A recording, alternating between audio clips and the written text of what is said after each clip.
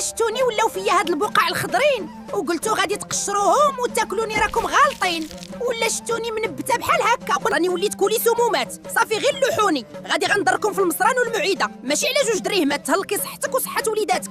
انا البطيبيطه، الا شتي فيا بحال هاد البقع البيضاء ولا الخضره واخا غير في بلاصه وحده وياك تقطعي داك الطرف تقول لي غادي ناكل الشي الاخر، راه هاد الغموله كتاثر على الخبزه كامله. من الافضل جمعيني وديريني مع الخبز الكاغم.